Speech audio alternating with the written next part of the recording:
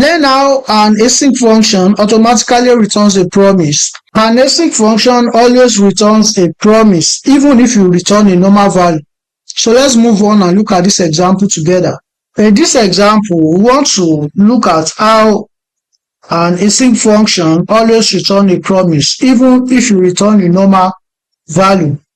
We are going to be looking at an example that returns just a normal value of a string text, but even though it might look like a normal value to us, behind the hood it is still a promise being returned by JavaScript. So I have some guide on what we need to do in the script section. Sorry, this is not needed, so I will take it out.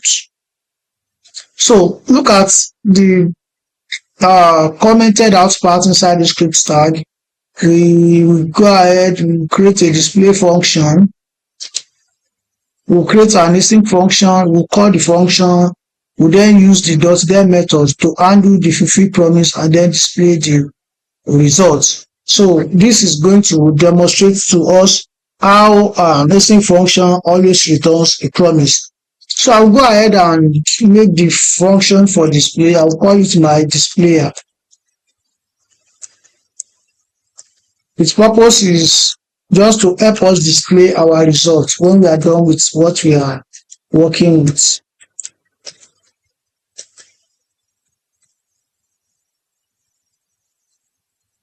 Inner HTML. So we have the function now.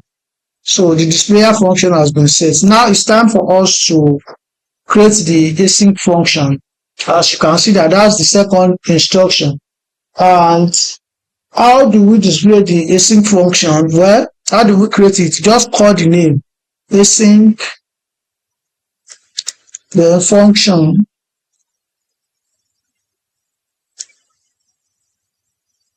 async function.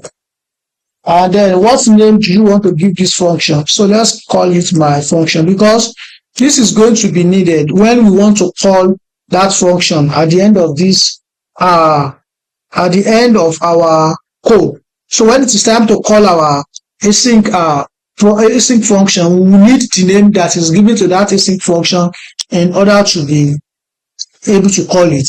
When a function is back with async, JavaScript automatically wrap the return value inside a promise. So we will not use the .then method to undo the results. And this async function, we just want it to basically return hello. Return hello. Just this simple string. So now that we have done that, now we need to use the .then method to undo promise results.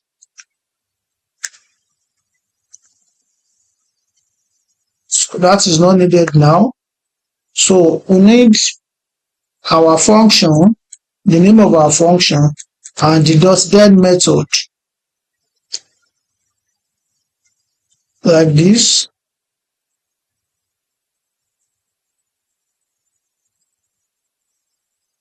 In order to undo the fulfill promise. So inside the .then method, we need function value.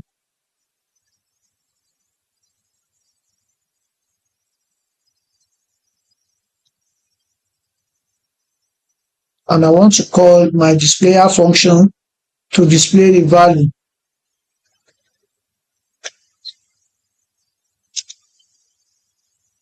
And also I'm going to pass function value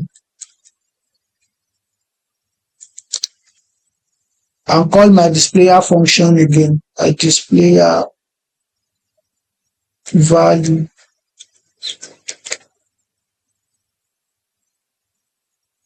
Now, if you look at this, obviously we are not getting anything as an output, which definitely means that in our code, something is definitely wrong. So let's go ahead and look at what is probably wrong in our code. So I'm going to go ahead and inspect my browser to check the console for any guide.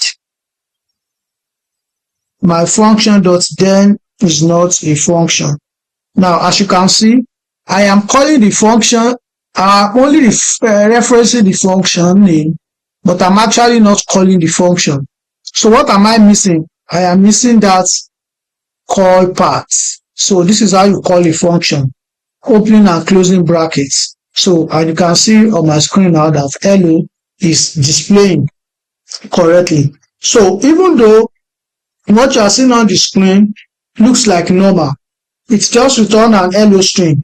This function still runs a promise. And how do you know that it runs a promise? You can see that everything about the function is still passed into the .then method in order to return a promise that we display on the screen. And that is because it is an async process.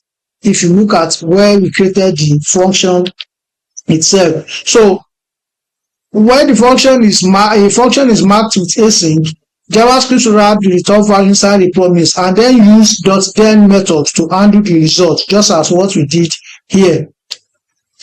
Things to know about this example is that async automatically returns a promise, even though it might look like a normal value. For example, you can see that in this example we are returning just a very simple text string. Even if I had something else, it is going to still work.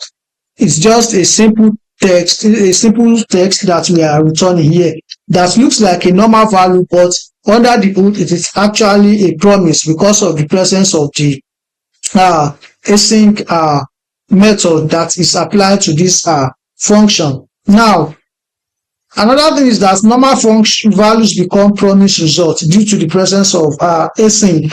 Then the .then method is used to handle results. You can see that inside the .then method is where we are passing our parameters and data in order to output an appropriate result for us.